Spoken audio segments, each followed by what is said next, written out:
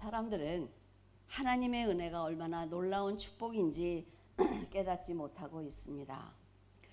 그래서 자신의 소유가 많고 적음에 따라 신앙이 달라지는 것을 볼 수가 있어요.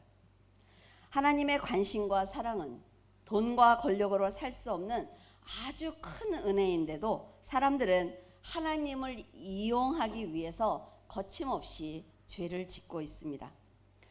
하지만 하나님은 인간이 절대로 기만할 수 없는 거룩한 분이에요. 창조주에게 왜 나를 이렇게 만들었습니까? 라고 말할 수 없단 말이죠. 왜 나에게 좋은 환경을 주지 않습니까? 이렇게 불평하는 것 자체가 죄인 것입니다. 이스라엘과 유다는 자신의 이익을 우선시하였기 때문에 마치 하나님께서 아무것도 할 수 없는 죽은 신인 것처럼 아주 악하게 살았어요. 은혜를 쓰레기처럼 버린 그들이 하나님을 멸시하고 조롱하며 우상을 숭배하자 하나님께서는 크게 진노하셨습니다. 지금까지 하나님의 보호를 받으며 살았단 말이죠. 그런데 이방신에게 제사를 지내고 있는 거예요. 하나님을 세상의 신들 중 하나로 아주 가치없게 만들어버리고 말았습니다. 그들은 조상의 역사를 통해서 하나님의 위대함을 배운 사람들이에요. 하나님의 보호가 사라지면 이방 나라가 공격한다는 것도 봤단 말이에요. 그리고 하나님을 잘 섬겼을 때 하나님께서 나라를 부강하게 해주는 것도 그들은 경험한 사람들입니다. 자신들 역시 블레셋으로 끌려가서 70년 동안 포로로 살다가 지금 귀환한 거예요. 그러고 나서 100년이 지난 거죠. 근데 말씀의 성취를 직접 삶으로 경험한 그 사람들이 하나님을 배신하고 있는 것입니다. 때가 되어 이스라엘로 돌아왔다고 하면 하나님의 은혜를 몸소 체험했기 때문에 이렇게 살면 안 된단 말이죠. 근데 사람들은 어떻습니까? 그럴만하니까 했겠지. 내가 이렇게 열심히 살았으니까 하나님이 했겠지. 때가 됐으니까 이스라엘로 돌아왔겠지. 이렇게 말하는 거예요. 그러나요? 삶 속에서 감사를 찾아야 합니다. 우리도 자녀를 보면 어떻습니까? 부모가 날마다 잘해줄 수 없어요. 그러나 자식이 엄마가 그때는 이렇게 잘해주셨지. 내가 그것에 대한 감사를 늘 드리면 부모는 더 잘해주게 되어 있습니다. 그런데 지금까지 받은 은혜는 다 어디로 가고 당장 조금 서운한 걸 가지고 부모에게 대든다면 그 자녀는 자녀로서의 자격이 없는 거예요. 하나님께 감사하기는커녕 하나님의 이름과 법을 무시하고 멸시했습니다. 욕심을 버리지 않았어요. 그러니까 제사 그 자체가 더러워지고 만 것입니다. 이것을 보신 하나님께서는 차라리 제사를 드리지 못하도록 저 성전문을 닫을 사람이 있으면 좋겠어 라고 말씀하시는 거예요. 우리가 예배를 드리러 주일에 이렇게 오는데 하나님께서 이 나라는 썩었어. 교회는 썩었어. 목회전 썩었어. 그러니까 나한테 예배를 드리지 못하도록 교회 문을 누가 닫았으면 좋겠어 라고 말씀하시는 거란 말이죠. 하나님은 회개하면 그 죄를 기억하시지 않는 분입니다. 여러분들의 회개가 그렇게 중요한 거예요.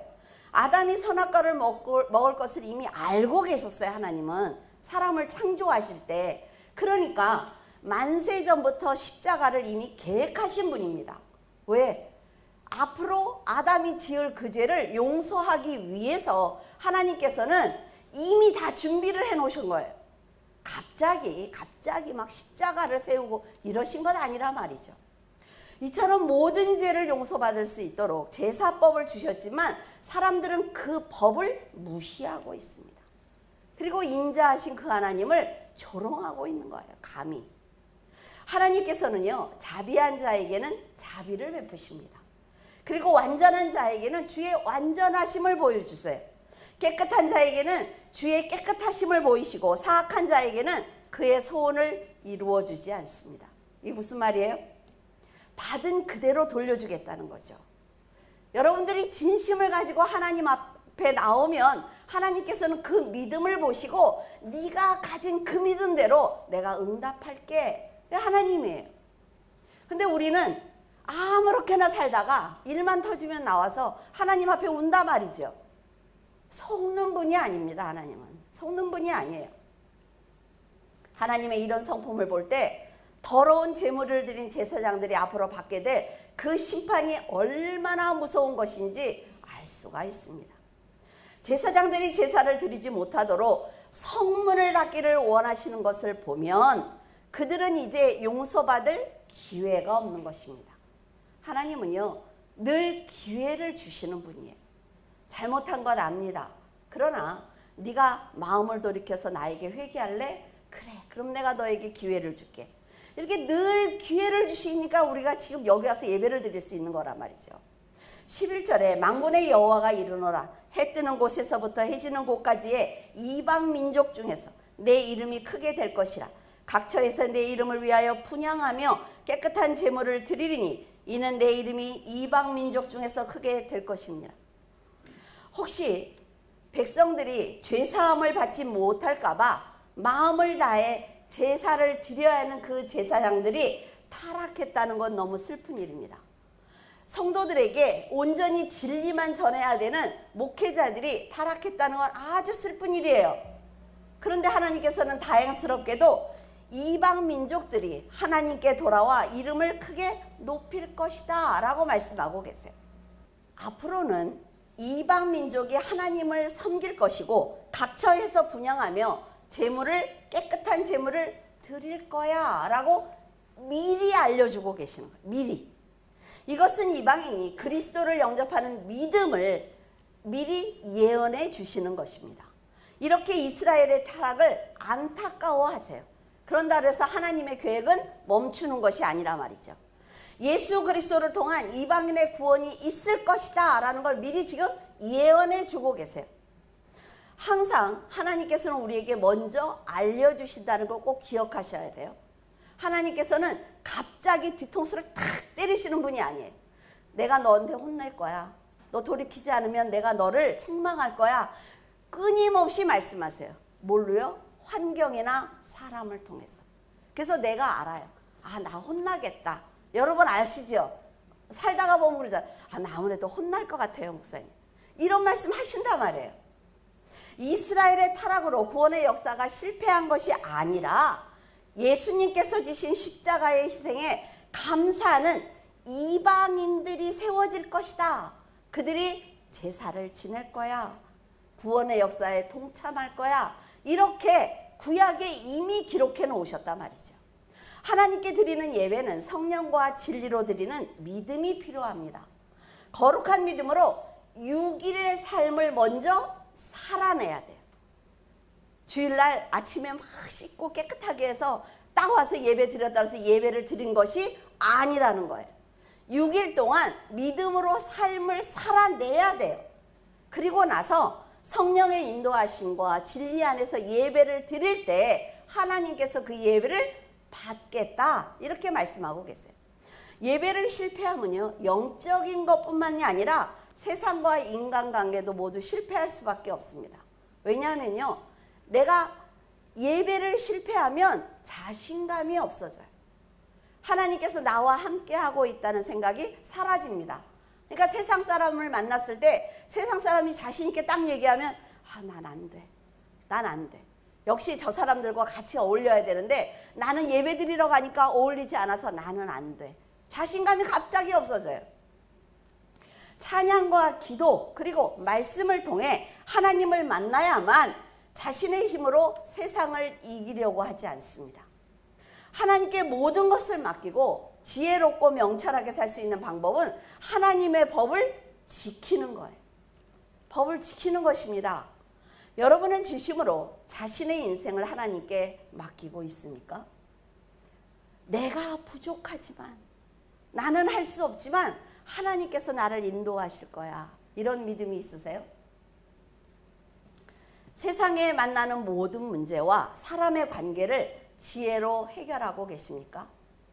제가 성도들과 상담을 했을 때 너무 안타까운 게 뭐냐면 설교는 설교야. 그리고 세상에서 만나는 문제는 그냥 세상의 문제예요. 이것을 가지고 접목해서 살아보려고 하는 게 아니라 너무 잘 안단 말이에요. 구역장님들도 얼마나 설교를 잘해요. 근데 나한테 닥치는 문제는 그냥 세상의 문제. 넘어지는 거예요. 하나님의 말씀을 가지고 세상의 문제를 바라봐야만 답이 있습니다. 근데 그러지 않는단 말이죠. 상황에 따라 한편으로는 기뻐하고 한편으로는 슬퍼하는 삶을 산다면 그것은 하나님을 주인으로 모시지 못한 신앙입니다. 하나님과 나와의 관계가 온전하면 세상 사람들과 다른 게 뭐예요? 나는 하나님의 자녀야. 내가 못하더라도 하나님께서 하실 거야. 좀 이 정도는 믿어줘야죠. 그래, 나는 세상에 나와서 잘 못하지만 우리 아버지가 힘이 있어. 뭐 이런 자신감 있는 아이들도 있잖아요. 우리는 지금 그 정도도 안 한단 말이에요. 하나님한테. 하나님의 이름에 감동을 받고 죄를 용서해 주시는 사랑에 감격해야 합니다. 하나님이 내 곁에 계시지. 나는 하나님과 함께. 이래야만 죄를 멀리할 수 있는 담대한 삶을 살아갈 수가 있는 거예요. 전능하신 하나님을 믿는 성도는 세상과 사람을 두려워하지 않습니다. 타협하지 않아요. 그래서 지혜롭게 그들을 다스릴 수 있는 것입니다. 하나님은 사람의 죄를 정죄하고 심판하시는 절대자예요. 그런 아버지를 믿고 있단 말이죠. 이방 민족은 하나님께서 이스라엘을 보호하기 위해서 자신들을 공격하고 자신들을 죽이는 하나님을 보았습니다. 그래서 이스라엘 사람들보다 훨씬 하나님을 두려워해요. 우리가 이스라엘한테 함부로 하면 하나님이 우리를 공격하시지. 이스라엘이 얼마나 작아요. 그래서 경상도만 하잖아요. 그런 나라라도 우리가 쟤네들을 공격하면 하나님이 우리를 가만두지 않아. 이걸 알고 있단 말이죠. 근데 세상 사람들은 지금 교회 성도들을 보면 어떻습니까? 그냥 하나도 무서워하지 않아. 쟤네들도 똑같아. 우리하고 똑같이 죄를 짓고 살아. 이러고 있으니까 아무런 권위가 없는 거예요. 근데 이스라엘은 어때요? 하나님의 일방적인 보호를 받고 있단 말이죠. 그러니까 가식적인 신앙으로 변질되는 거예요. 무한 반복해서 죄를 용서하는 상황이 지속되자 이스라엘은 하나님을 무시하기 시작을 합니다. 부모가요, 여러분, 너무 착하잖아요. 그럼 애들이 말을 안 들어요. 경험하셨죠? 막 이래도 그럴 수 있어. 뭐 요새 보니까 그러더라고.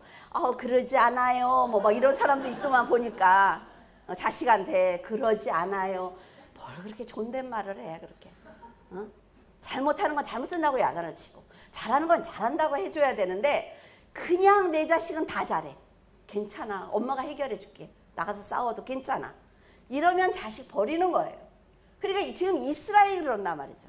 하나님이 블레셋의 공격을 이란이 공격을 그러면 그래? 내가 해줄게. 이러시니까 하나도 하나님이 무섭지 않은 거예요. 자기들은 타락해도 하나님을 무시하고 멸시하는 지경에 이른 것입니다. 하나님께서 잘해 주실 때 잘해야 된단 말이죠. 제가 늘 주장하는 거예요. 누가 나한테 잘해 주잖아요. 그럼 그 사람한테 잘해야 돼. 하나님이 나한테 잘하잖아요. 하나님한테 잘해야 돼. 근데 잘해주면 무시해. 왜 그러는 거예요? 그리고 어때요? 못해주면 눈치 봐. 하나님이 고난이 좀 오면 어때요? 하나님 눈치 보기 시작을 해.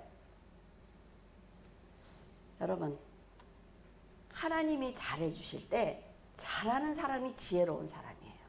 그런데 인자와 자비를 지속해서 베풀어 주시니까 말대답하는 지경에 이릅니다.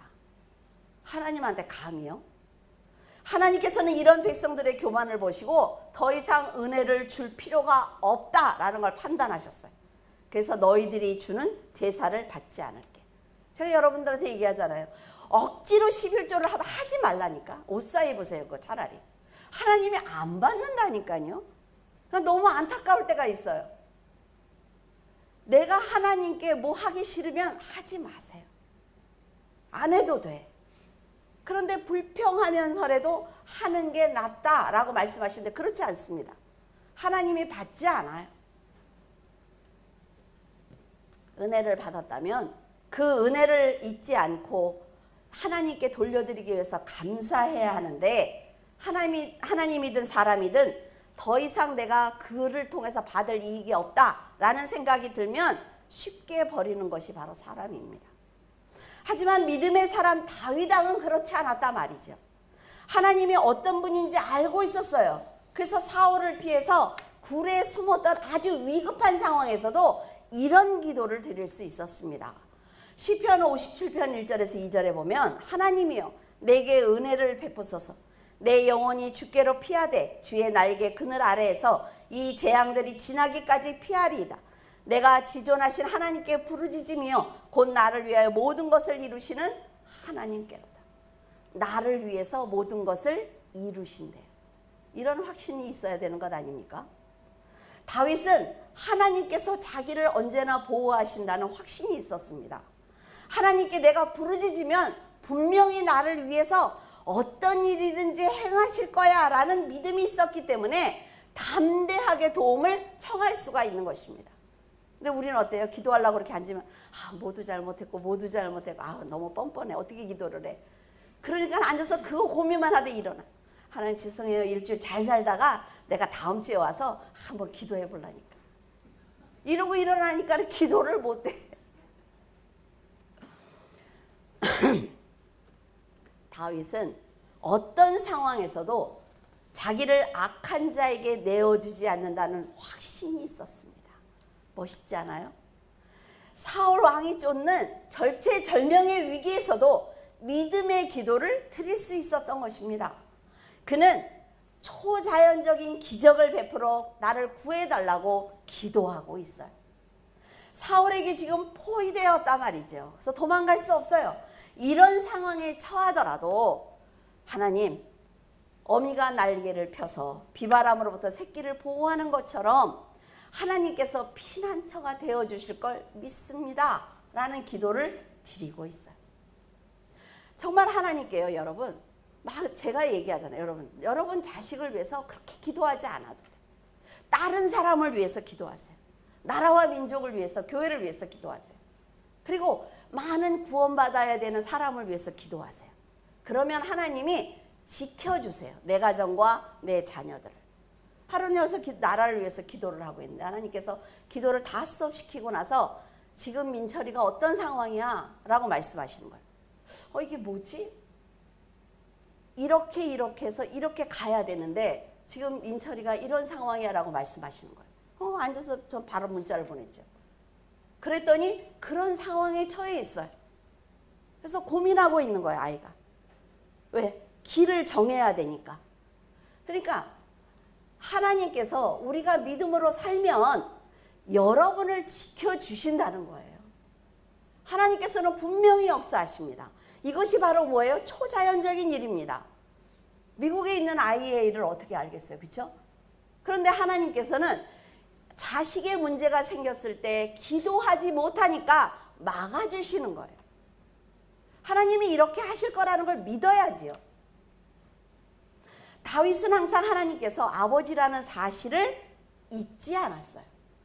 그는 죽을 수 있는 위급한 상황에서도 망설이지 않고 하나님께 기도를 드리는 것입니다. 강한 믿음을 가진 그는 초자연적인 역사를 통해 자신을 구해주실 것을 믿었기 때문에 악한 사울을 물리쳐 달라는 기도를 담대하게 할 수 있습니다.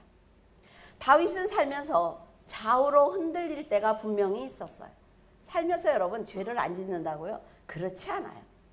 그런데 곧바로 중심을 잡죠. 그리고 하나님께 돌이킵니다. 죄를 회개하는 지혜를 가지고 있었어요. 다윗처럼 자신의 죄를 깨달았을 때 밤을 새워서 울면서 회개해요. 이 사람은. 그러니까 즉시 돌이키는 믿음을 가졌단 말이죠. 이런 노력은 여러분 결코 쉽지 않습니다. 하지만 하나님께서 인정하시는 믿음과 인격을 갖추었기 때문에 자신을 신뢰하는 하나님께 기도를 드리면서 하나님께서 분명히 응답하실 것이라는 믿음을 가지고 있는 거예요. 그런데 한 분과 상담을 하는데 그분이 이렇게 얘기했어요. 하나님이 이 문제는 해결해 주시는데 이 문제는 해결하시지 않습니다. 이 문제는 분명히 하나님께서 도와주시는데 이 문제는 왜 응답을 안 하시는지 모르겠어요. 여러분은 뭐라고 대답을 하십니까? 저는 그랬어요. 그건 믿음이 아니에요. 하나님이 모자란 분이냐? 이거는 응답을 하시는데 이거는 응답을 안 하는 하나님은 하나님이 아니죠. 내가 열심히 이걸 기도하는데도 하나님은 이걸 응답을 하시지 않는데, 이건 뭐예요? 자기가 자기에게 기도하는 거야. 내 욕심으로 기도하는 거야, 나한테. 이거를 도와달라고. 이 문제는 너무나 광대하고 내가 할 수 없는 문제니까 하나님께 맡기는데, 이건 어떻게 보면 내가 할 수 있을 것 같아. 근데 기도는 하죠, 이 문제를 가지고. 그런데 하나님께서는요, 그건 너가 나한테 맡기는 게 아니기 때문에 내가 해결할 수 없어. 하나님이 어떤 분인지 알아야 된다는 거예요. 근데 우리는 우리 안에 이렇게 가둬두고, 하나님을 딱 가둬두고 딱 뚜껑을 닫아. 그리고 내가 보고 싶을 때만 이렇게 들여다봐. 하나님이 그대로 계시네. 그러니까 받는 응답도 있고 받지 못하는 응답도 있는 거예요. 시기적으로 다를 수 있습니다, 응답의 시간. 그러나 하나님 앞에 내가 섰을 때 하나님이 내 아버지이고 나에 대해서 다 아시고 하나님은 내가 어떤 길로 가려고 하는지 아신다는 것을 믿어야지요. 그래서 잘못된 길로 가면 하나님 막으세요. 이거 우리는 고난이라고 합니다. 회개한다는 걸 몰라서 돌이키지 않는 게 아니라 말이죠. 세상과 자존심과 그리고 욕심을 버리지 못해서 회개하지 않는 것입니다. 자신의 의를 버리고 즉시 회개하는 것도 믿음이 있어야 돼요. 그래서 여러분에게 성경을 읽으라고 하는 거는 내가 기본적으로 뭘 알고 있어야 돌이키죠. 아무것도 모르면 몰라요. 못 돌이킵니다, 여러분. 하나님이 어떤 분인지 알아야 용서를 구할 것 아닙니까? 하나님께서는 사람의 본성을 아시기 때문에 여러분이 평생 죄를 짓지 않고 선하게 살 것이라는 기대를 아예 하시지 않습니다. 여러분은 여러분의 자녀를 그렇게 믿습니까? 우리 아들과 딸은 절대로 죄를 짓지 않을 거야. 쟤는 뭐든지 다 잘할 거야. 이래요? 부족한 면이 있지. 넘어질 때도 있어. 그러나 내가 도와줄 수 있고 내가 기다려줄 수 있어. 이게 부모잖아요. 하나님도 우리에게 그렇게 하신다 말이죠. 매 순간 문제를 잘 분별하면서 올바른 선택을 하고 잘못된 결정을 했을 때 돌이킬 줄 아는 성도가 되기를 원하고 계시는 것입니다.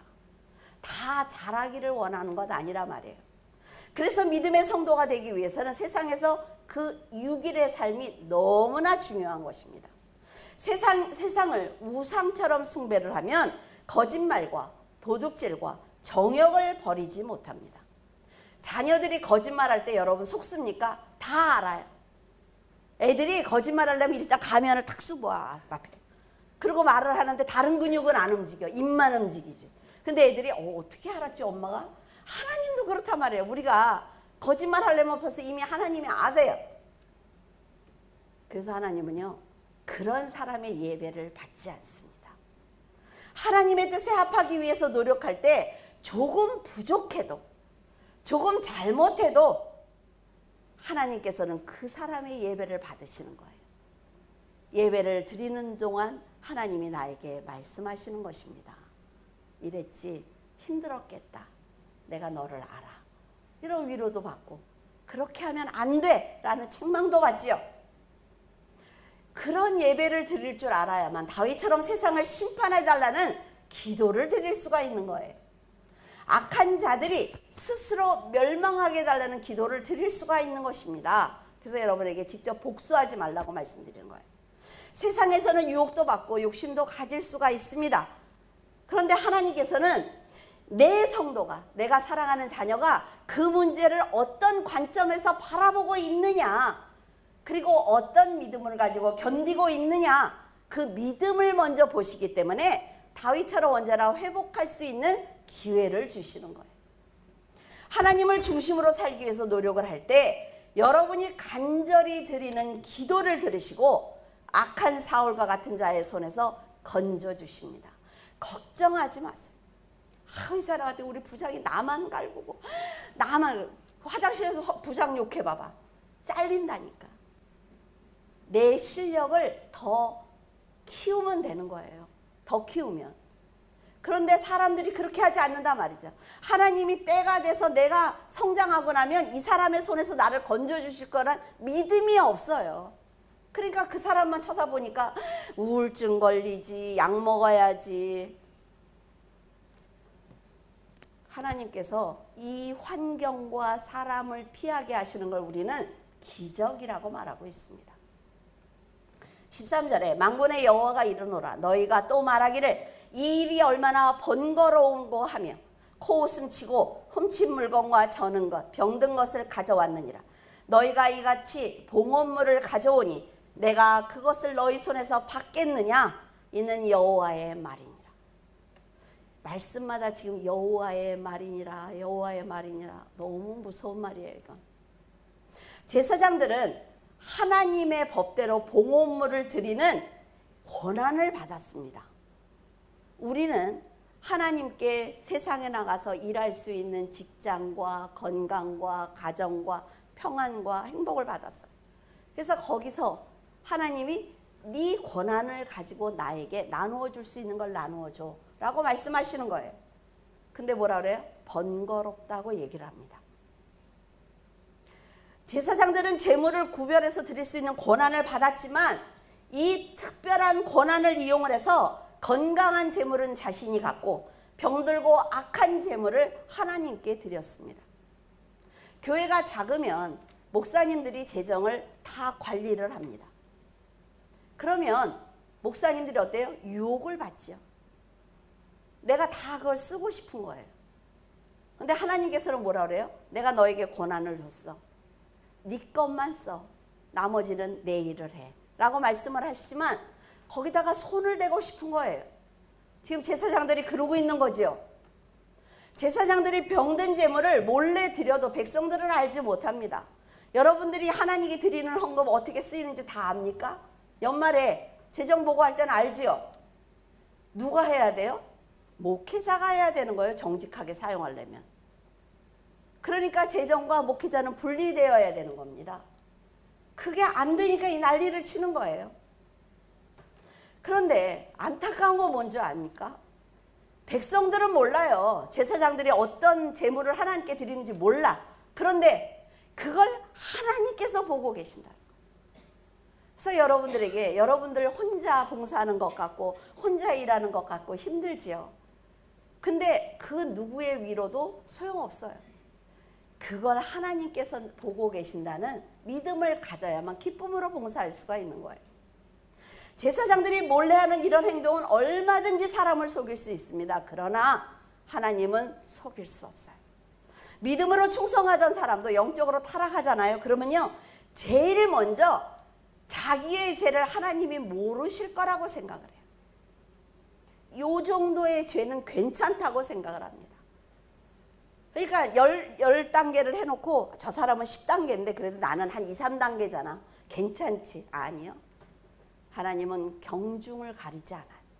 죄는 그냥 죄예요. 그토록 충만했던 믿음도 욕심에 가려지면 제사장처럼 백성들의 죄를 사해줄 제물을 취하는 것입니다. 지금 교회에서도 타락한 제사장과 같은 신앙을 볼 수가 있단 말이죠. 교회에서 생기는 모든 문제도 다 돈이에요.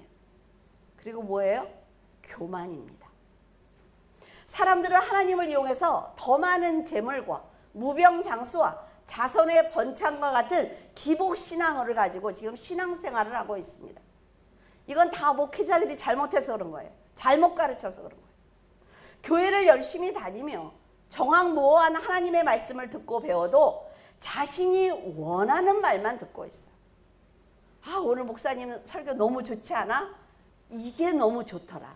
책망하는 건 하나도 기억이 안 나. 책망을 기억하는 사람이 성숙한 사람입니다. 헌금과 헌신을 드린 자신의 노력과 정성을 받으신 하나님께서 그만큼 복을 주시기를 원하고 있어요. 이게 뭐예요? 서원이죠.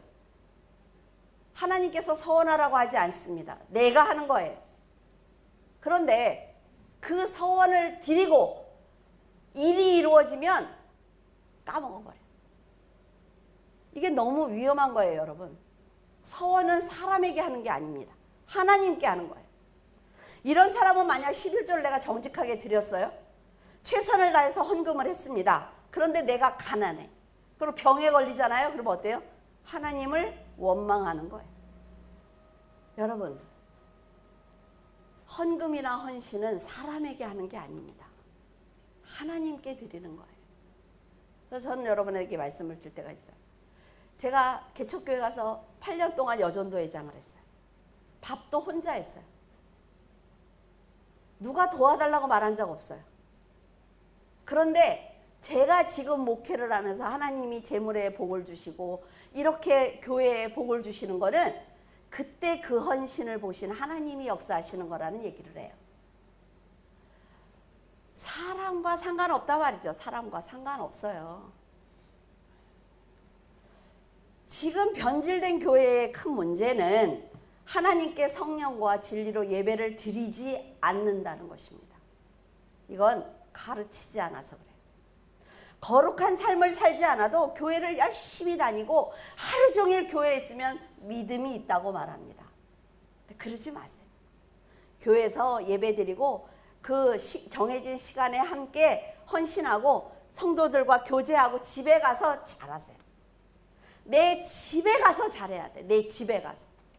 예배드리고 옷 벗자마자 뭐 짜증이 나가지고 오늘 뭐죠. 그러려면 교회 오지 마. 그거는 하나님이 받지 않는 시간. 더러운 떡을 하나님께 드리는 제사장과 아주 동일한 죄를 짓고 있단 말이죠. 그게. 그러나 하나님께서는 믿음이 없이 드리는 속죄 제물은 받지 않습니다. 속죄 제물이 연락되지 않으면요 속죄함도 없습니다. 그리스도를 믿는 척하면 그 사람은 천국에 못 가요. 믿어야 된단 말이에요. 믿어야 돼요. 제사장들의 타락은 정말로 심각한 문제이기 때문에 성전문을 닫는 사람이 있었으면 좋겠다라고 말씀하신 거예요. 그러나 안타깝게도 제사장이 그렇게 가르치니까 백성들 다 썩었어요. 목회자가 썩으면 백성들은 다 썩게 돼 있어요. 그러니까 성전문을 닫을 사람이 한 사람도 없는 거예요. 이처럼 제사장의 타락은 나라 전체를 멸망으로 인도하는 길이란 말이에요. 그래서 하나님의 법을 집행하는 사람들의 정직한 신앙이 너무 필요한 것입니다. 지금 세상은 고여있는 물처럼 썩어가고 있습니다. 세상이 좋아질 거라는 생각은 하지 마세요. 왜?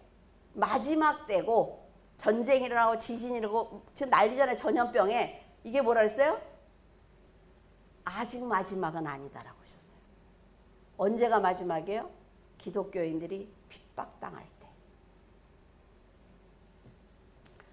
그래서 사람들은 육신을 가지고 있는 한 이 세상에 한 발자국도 밖으로 나갈 수 없습니다.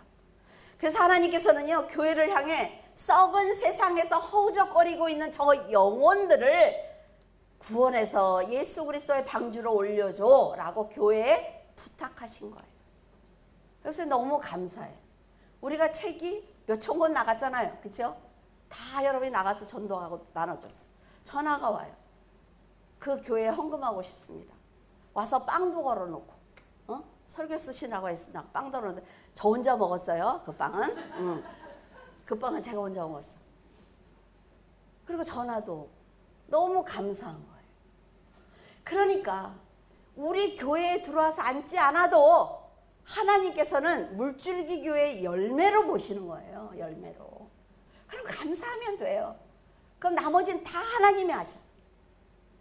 죄가 관영한 세상에서 나올 수 있는 길은 오직 한 가지, 그리스도를 믿는 것입니다. 절대로 잊어버리면 안 돼요. 우리 알았지 얘들아? 설교를 너무 잘 들으니까 이쁘다. 신났어 목사님이.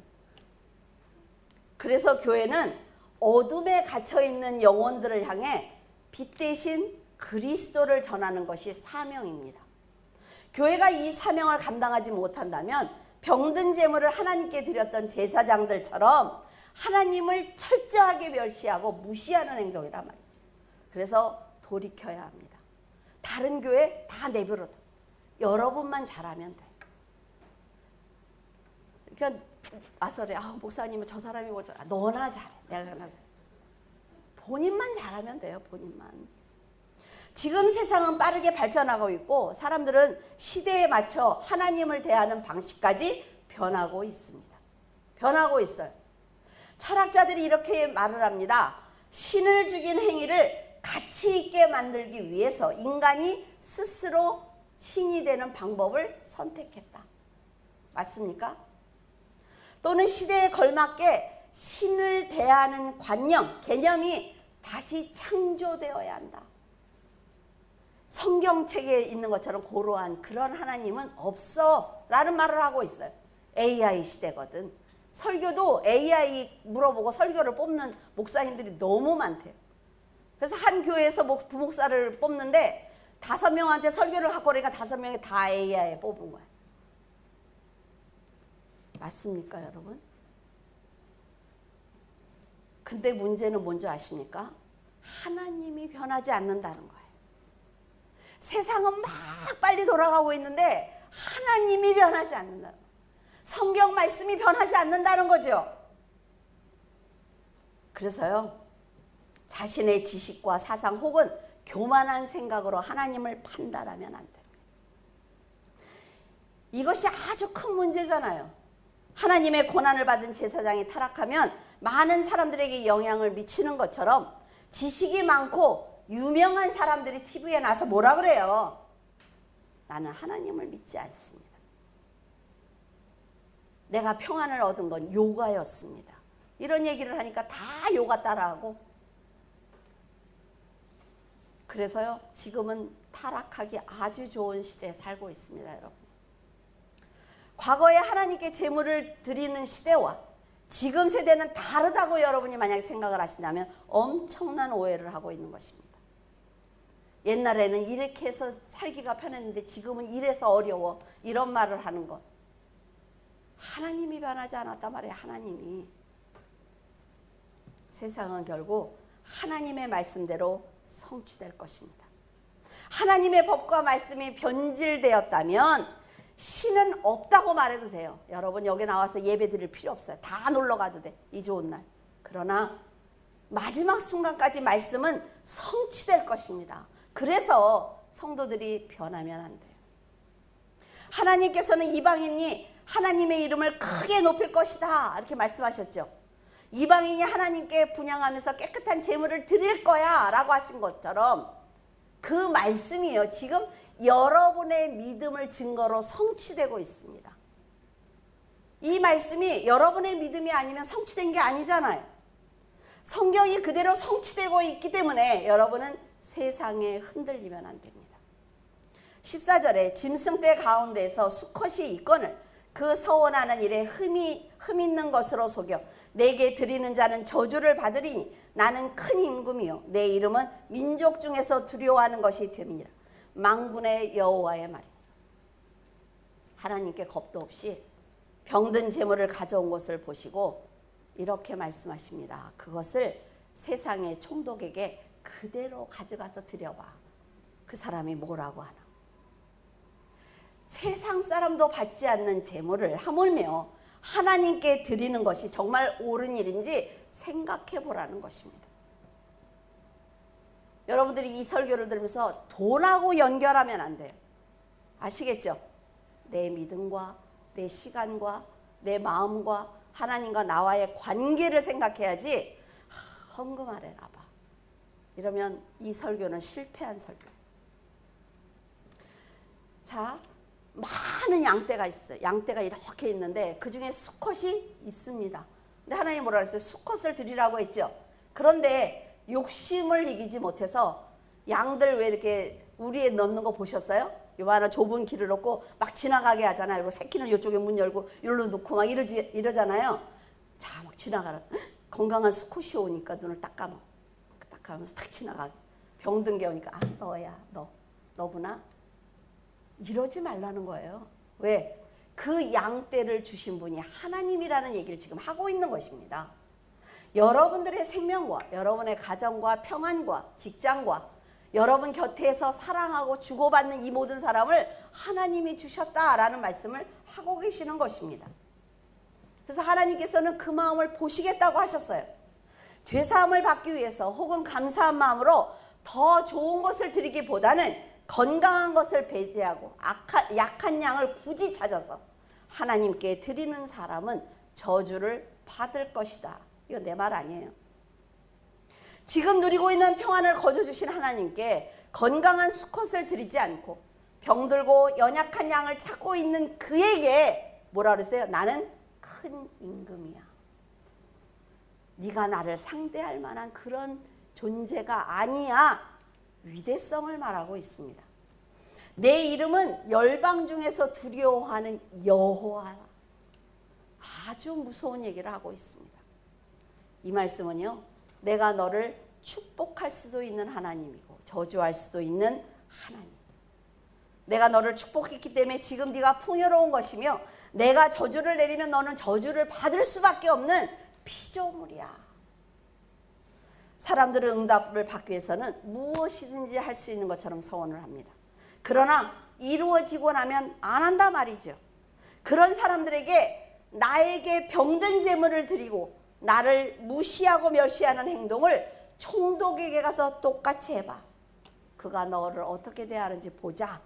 자, 오늘 여러분에게 전화 왔어. 청와대에서. 대통령이 뵙기를 원합니다. 그럼 어떻게 하고 갑니까? 티 입고 가요? 그냥 집에서 입던 거 입고 가? 그러지 않을 거예요. 차 안에서도 막 백밀러로 오면서 뭐 그러지 않을까요?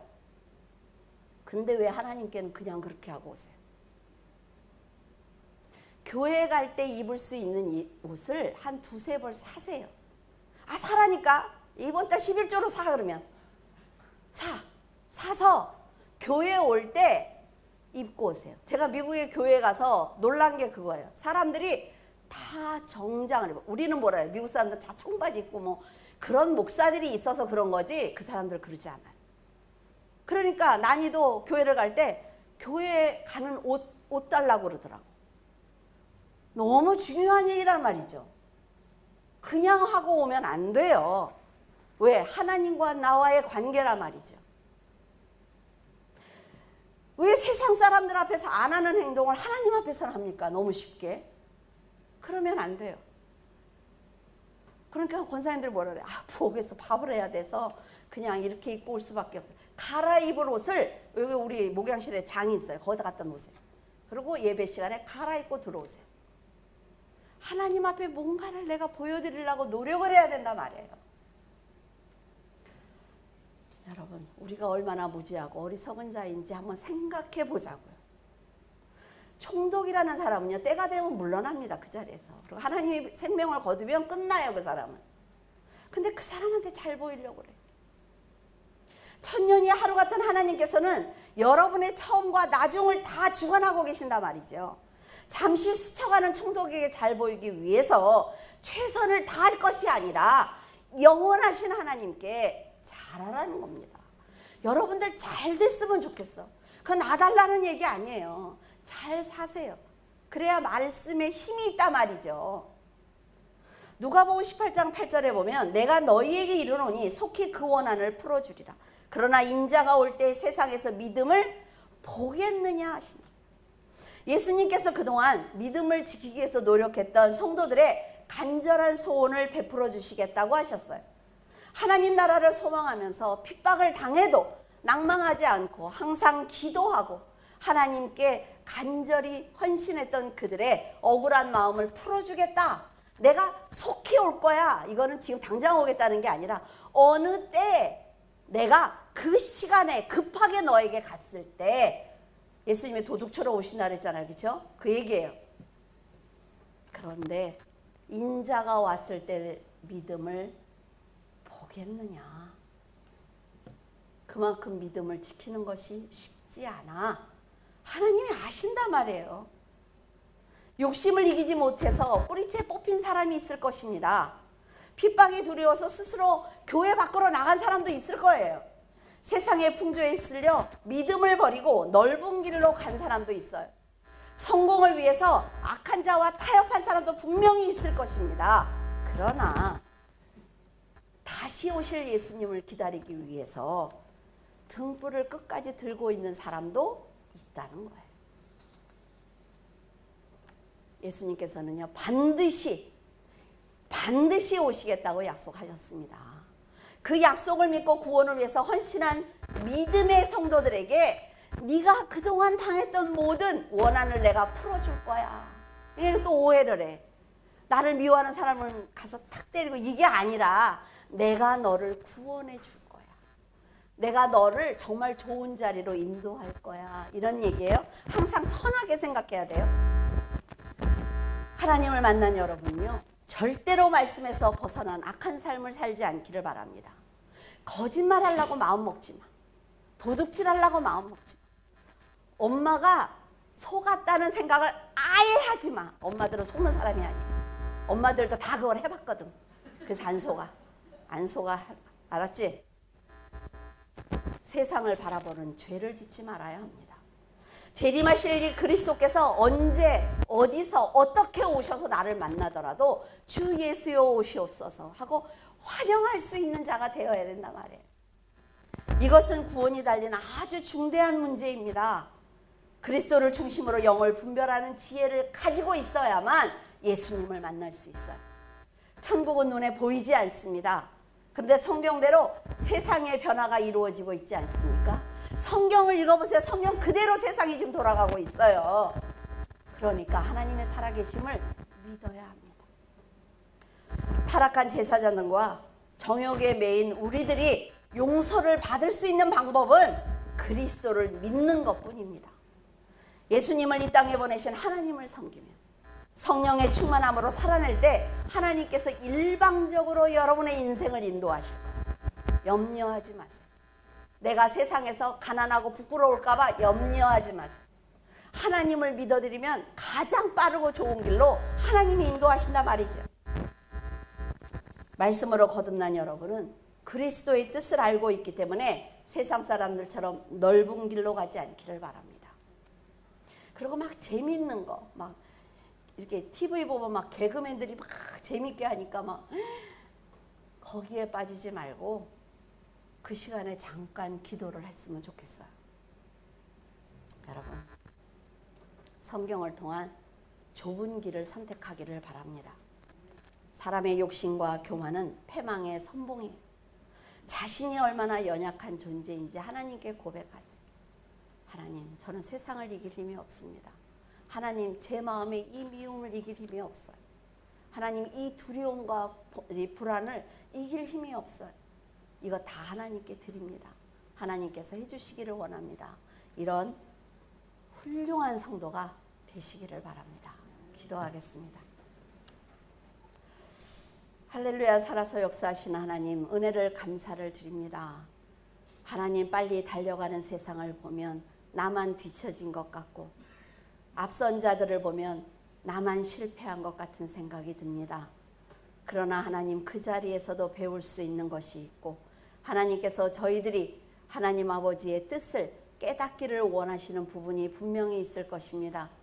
하나님 아버지, 어렵고 어두운 그 환경에서도 하나님의 뜻을 깨닫는 사람은 그 자리에 더 이상 있을 이유가 없기에 하나님께서 더 빨리 맨 앞으로 데려가실 줄로 믿습니다. 하나님, 이런 믿음을 물줄기 교회 성도들에게 허락하시기를 원합니다. 하나님께서 하실 것이라는 것, 하나님께서 반드시 역사하실 것이라는 것, 하나님께서 이 세상의 주인이라는 것, 내 생명의 주인이라는 것을 믿고 하나님께 맡기고 주어진 자리에서 최선을 다해 믿음으로 살아낼 수 있도록 도와주시옵소서. 하나님 아버지, 내일이면 또 6일의 삶을 살아가기 위해 세상으로 나갑니다. 성도들에게 지혜와 명철을 허락하시고 흔들리지 않게 하시며 아버지 하나님, 인간의 생각으로 판단하지 아니하도록 아버지 도와주시옵소서. 영적인 분별을 통하여 승리하게 하시고 세상을 다스리는 지혜로운 하나님의 자녀로 살아갈 수 있도록 도와주시옵소서. 주님께서 함께 하심을 감사하며 우리 주 예수 그리스도 이름으로 기도드립니다. 아멘.